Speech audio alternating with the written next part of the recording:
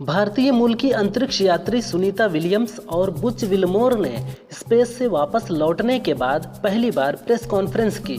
सुनीता ने कहा, भारत एक महान देश है जिसने अंतरिक्ष उद्योग में कदम रखा है। हमें नहीं पता था कि दुनिया में क्या हो रहा है। हम दुनिया के इर्द गिर्द घूम रहे थे। हम सिर्फ अपने काम पर ध्यान दे रहे थे। हम फिर स्टार लाइनर में उड़ान भरेंगे। फिलहाल हम धरती के माहौल में ढल रहे हैं।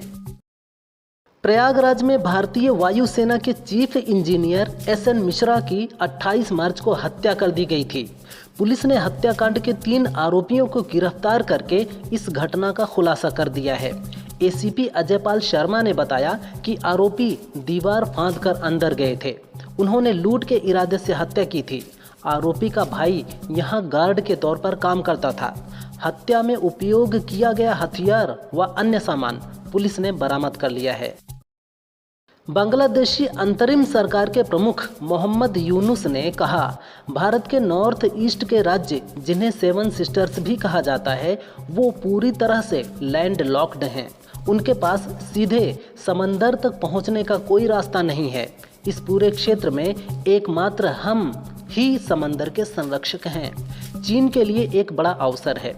बांग्लादेश आइए और अपने बिजनेस का विस्तार करिए। यहाँ आप कई चीज़ें बना सकते हैं और पूरी दुनिया में भेज सकते हैं।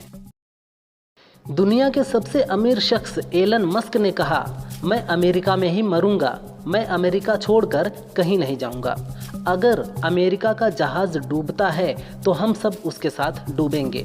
मैं इस देश के सभी बिजनेसमैन से ये कहना चाहता हूँ कि अगर अमेरिका सिकुड़ता है या कमज़ोर होता है तो आपका भी बिजनेस डाउन होगा। आप भी तरक्की नहीं कर पाएंगे। इसके लिए हम सभी लोगों को मिलकर साथ काम करना होगा ताकि ऐसी स्थिति पैदा ना हो। ईपीएफओ ने ऑटो सेटलमेंट एडवांस क्लेम यानी एएसएसी की सीमा 1 लाख रुपए से बढ़ाकर 5 लाख रुपए कर दी है। श्रम एवं रोजगार मंत्रालय की सचिव सुमिता डावरा ने सीबीटी की कार्यकारी समिति की बैठक में इस प्रस्ताव को मंजूरी दी है। ईपीएफओ ने अप्रैल 2020 में एएसएसी की शुरुआत की थी। इसमें बीमारी के लिए 50,000 रुपए तक एडवांस निकालने की अनुमति दी गई थी। मई 2024 में यह सीमा 1 लाख रुपए कर दी गई थी। अब इसे फिर से बढ़ाया गया है। जेल में बंद पाकिस्तान के पूर्व PM Imran Khan Nobel peace prize के लिए नॉमिनेट हुए हैं। नॉर्वे की राजनीतिक पार्टी पाट्रियट सेंट्रम से जुड़े पाकिस्तान वर्ल्ड अलायंस ने कहा, पाक में मानवाधिकारों और लोकतंत्र को बढ़ावा देने के लिए हमने इमरान खान को नोबेल शांति पुरस्कार के लिए नामित किया है। इससे पहले 2019 में भारत के साथ तनाव कम करने के लिए इमरान को नोबेल शांति पुरस्कार के लिए नॉमिनेट किया गया था। नए फाइनेंशियल ईयर 1 अप्रैल से बहुत सारे बदलाव हो गए हैं। लंबे समय से यूज़ नहीं हुए यूपीआई नंबर बंद हो जाएंगे। जिन अकाउंट्स में न्यूनतम बैलेंस नहीं होगा उन्हें जुर्माना भरना पड़ सकता है। पैन और आधार लिंक नहीं है तो डिविडेंड भी नहीं मिलेगा।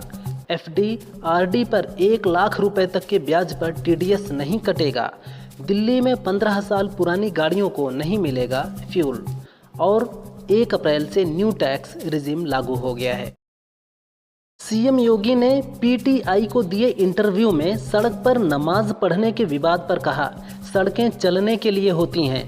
जो लोग कांवड़ यात्रा से तुलना कर रहे हैं उन्हें हिंदुओं से अनुशासन सीखना चाहिए। प्रयागराज में 66 करोड़ लोग आए, कहीं लूटपाट नहीं हुई, आगजनी नहीं हुई, छेड़छाड़ नहीं हुई, तोड़फोड़ नहीं हुई, अपहरण नहीं हुआ। यही अनुशासन है, यही धार्मिक अनुशासन है। अगर सुविधा चाहिए तो अनुशासन का पालन करना सीखिए। इंटरनेशनल स्पेस स्टेशन से घर वापसी पर अंतरिक्ष यात्री सुनीता विलियम्स काफ़ी खुश हैं। एक इंटरव्यू में विलियम्स ने बताया कि उन्होंने धरती पर लौटने के बाद सबसे पहले क्या किया। सुनीता ने बताया, सबसे पहले मैंने अपने पति और कुत्तों को गले लगाया। घर वापस आने के बाद ग्रिल्ड चीज़ सैंडविच खाया। फिर अपने पिता को याद किया जो शाकाहारी थे। वापसी के बाद से 3 मील दौड़ लगा चुकी हूँ। उत्तर प्रदेश के सीएम योगी आदित्यनाथ ने पीटीआई को दिए इंटरव्यू में वक्फ बोर्ड संशोधन विधेयक पर अपनी बात रखी। सीएम योगी ने कहा, सुधार समय की मांग है, हर अच्छे काम का विरोध होता है। इसी तरह वक्फ संशोधन विधेयक पर भी हल्ला हो रहा है। जो लोग इस मुद्दे पर हंगामा कर रहे हैं, मैं उनसे पूछना चाहता हूं कि क्या वक्फ बोर्ड ने कोई जन कल्याण किया है? सब कुछ छोड़िए, क्या वक्फ ने मुसलमानों का कल्याण किया है?